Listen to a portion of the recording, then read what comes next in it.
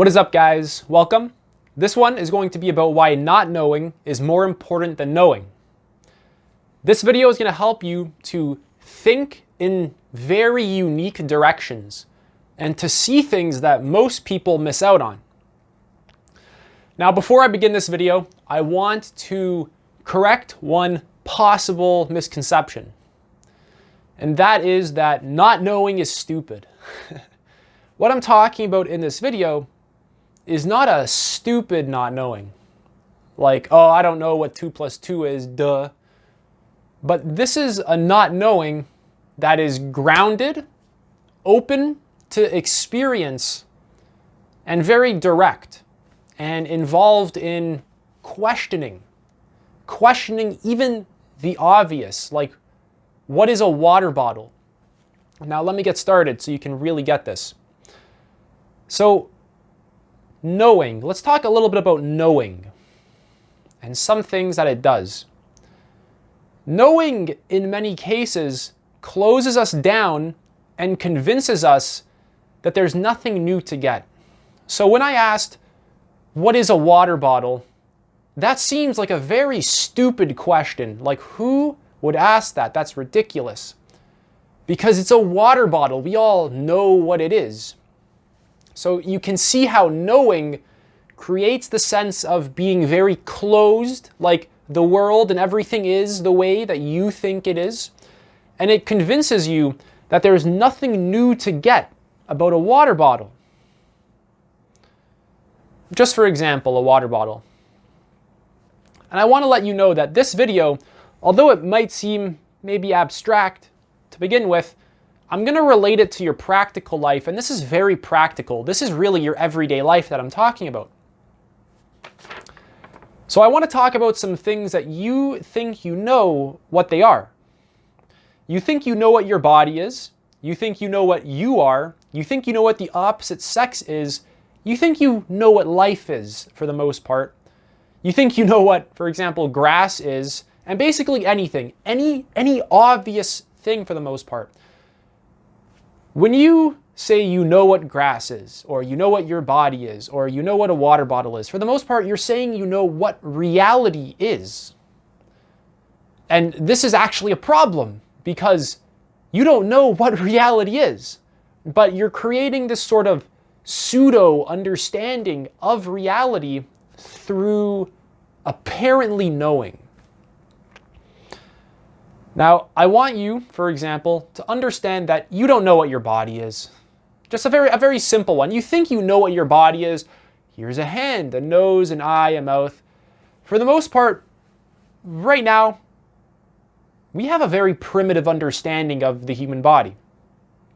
In 500 years, for example, our understanding of the human body is going to be radically different than what it is today. What it's capable of, the things it, does. There's going to be a lot of radical discoveries about the human body in the next 500 years that will completely change how you view yourself, your body, your mind. But if we assume that we already know what it is, there's nothing new for us to get because we already know, on to the next. We don't even know how awareness is created. We don't even know why you're aware. We have no idea what the experience of the taste of chocolate is, or any subjective experience. We have no idea how a brain could create a subjective experience. We have no clue right now. It's a massive question mark. But still, you know what the taste of chocolate is. You know what seeing a water bottle is. You know what subjective experience is. You know what all of these things are. You think you know what a body is. You think you know what a mind is. You think you know what a human is. You think you know what's going on here on planet Earth and how the world works and what's true and what's obviously false. So I want you to get that not knowing actually begins to break your mind out of these very dogmatic viewpoints, these close-minded, ideological, and rather unintelligent viewpoints. Not knowing, when you can embrace it and feel comfortable with it, Because not knowing is something that our mind avoids because there's uncertainty there. There's, oh, anything could be happening. We don't know. It could be unsafe. We don't know. You see where I'm getting at here? That's something we like to avoid. We like to avoid uncertainty and fill it in with our beliefs and our thoughts. So not knowing opens us up very deeply. Not knowing creates the opportunity to get something new that we don't currently get. For example, I want to talk about Isaac Newton. This is a perfect example. Isaac Newton is the classic scientist for the most part. We've all heard of the guy who was sitting under the tree and then the apple fell on his head and then he had the idea to, question this. You see, the thing about Sir Isaac Newton is that he was a little bit more willing to question the obvious. Everyone knew that if you sit under an apple tree and an apple falls off the tree, it's going to fall down and hit you on the head. Everyone knew that things fall down. You see, everyone got that. But what Newton realized is that he doesn't actually know why things fall down. He got that things do not fall up or left or right. He got that things fall down and there's some sort of force pulling them down.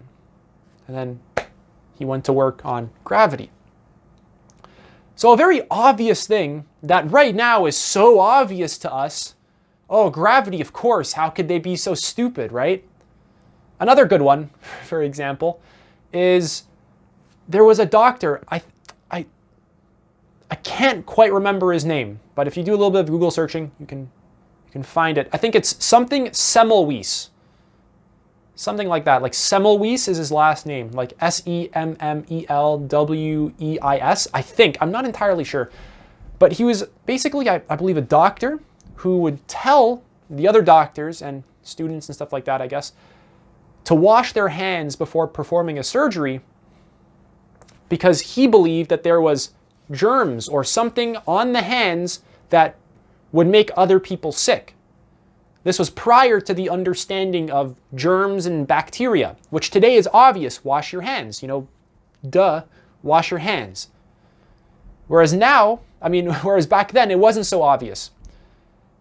And I want to say that this actually was not accepted by people. People took offense to the idea of washing their hands when they were doing surgeries and they were dirty. So a lot of these apparently obvious things aren't actually obvious, like what a water bottle is, what a pen is, what a body is, what a mind is.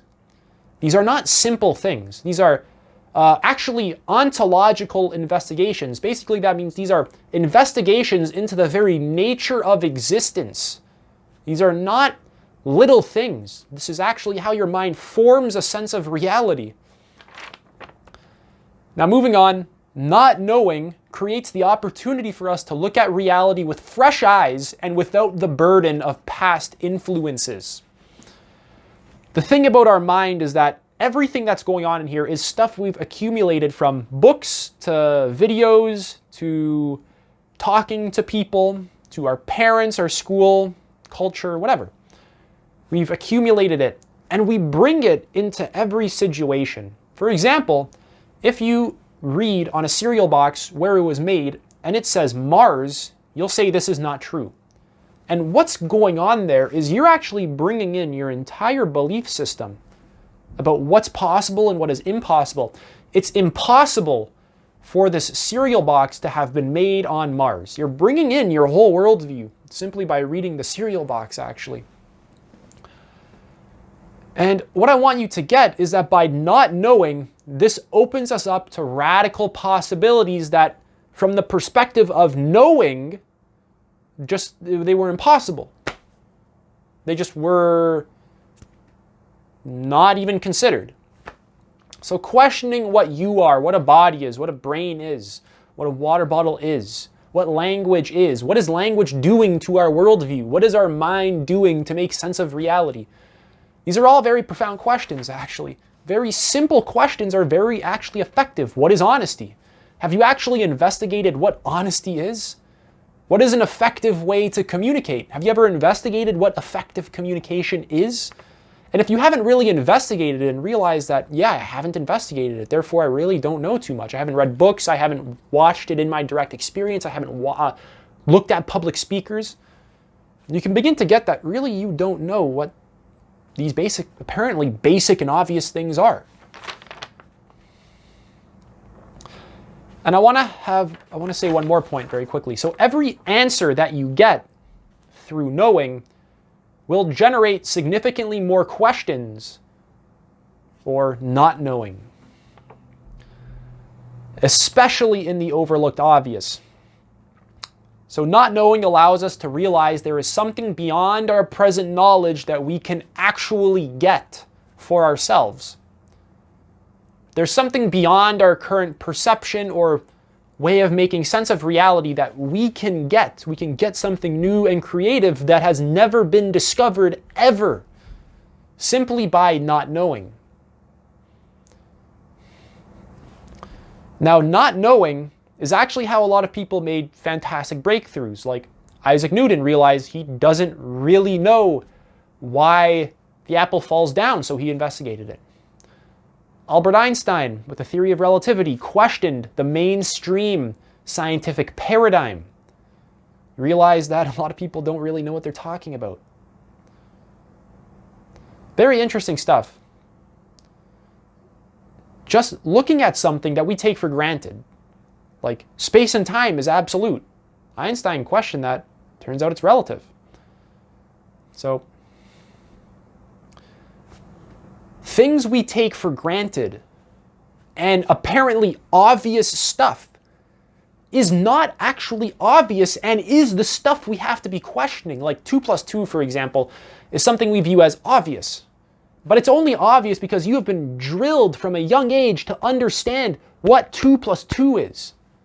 To someone in a tribal culture, that's not obvious. What's obvious to them is where the buffalo are going to be located at this time of day, and then they go and hunt. You know, it's a very different way of life. So what's obvious isn't really real in a sense. It's relative to the person.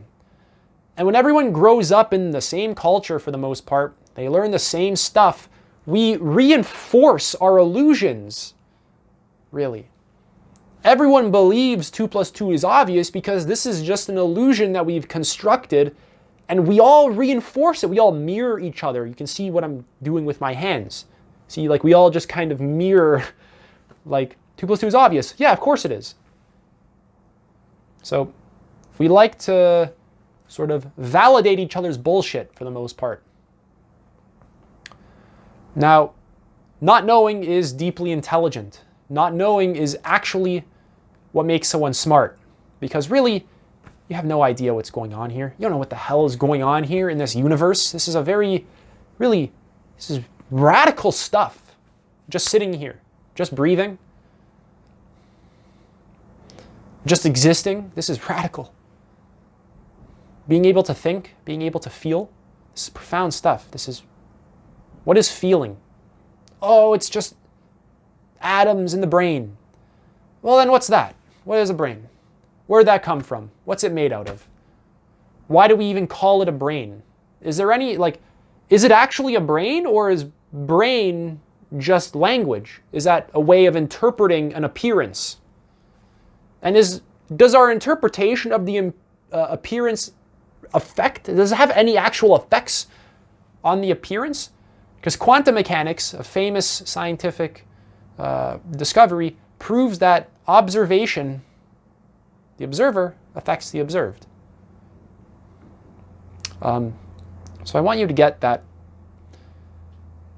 what is obvious to you is not actually obvious, and that there's a lot more going on right here in the apparently boring world, There's nothing here. I'm just in my room. I know what everything is.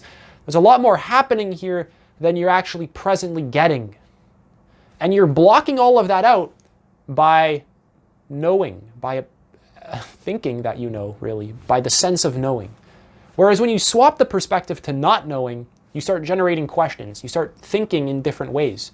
You start removing your sense of ground in reality as well. Can be very unstabling to a lot of people to realize how little they actually know and how mysterious things almost fundamentally are.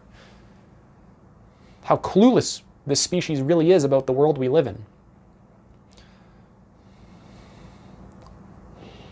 I want to make this practical now. How do you know what a good relationship is? How do you know what qualities to look for in a partner? How do you know how to make money? How do you know how to be happy? How do you know what to put in your body? How do you know what food to put in your body? How do you know what vitamins and minerals and nutrients your body's lacking right now? How do you know what healthy is? How do you know what intelligence is? How do you know what emotion is? How do you know what being a good parent is? How do you know what being a good boyfriend is, or girlfriend, or friend? How do you know how to effectively communicate? How do you know how to inspire people? How do you know how to argue and debate a point? How do you know how to be safe in life and secure? How do you know how to create a sense of belongingness and connection to people? How do you know how to have healthy personal boundaries? How do you know how to get really smart? How do you know how to develop an accurate worldview? How do you know how to make sense of relationships, diets, science, religion, the world, whatever it is, politics? How do you know that there's actually something called you? After all, of course I exist, I'm here. I'm right here. But what is that thing? What is you? What is you? What are you fundamentally? What is a you made out of? Is it separate from the environment? Can we actually separate any part from the whole? Can we actually separate anything from its larger environment or from the universe at large? Is any of this possible?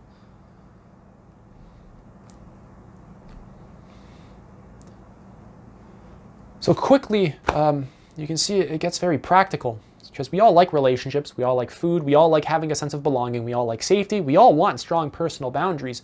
How do we know how to actually create this very well and get these needs fulfilled in a very functional way that gives us a lot of fulfillment, actually? It makes us feel good. How do we be happy? We all want happiness, but how does that work? Read some books, try some things, look at various traditions, look at psychology, maybe those kinds of places can help for a bit. Examine yourself, examine why it is you get triggered from the direct experience perspective. What is getting triggered and angry and crying and, nothing wrong with any emotion. It's not about being angry or sad or etc.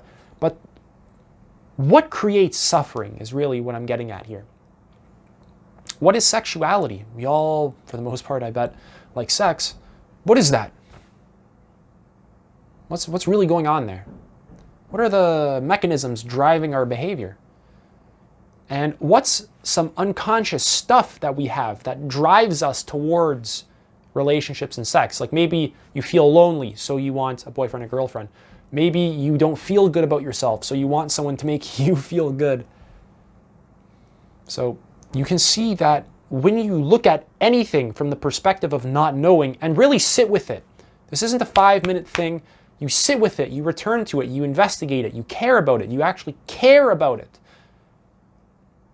You can actually generate some profound questions, get some very deep insights, and really change up how you think, how you feel, your behavior, your instincts, your intuition, how your senses are even perceiving things. This is all possible. I've done it. I've done every single one of these.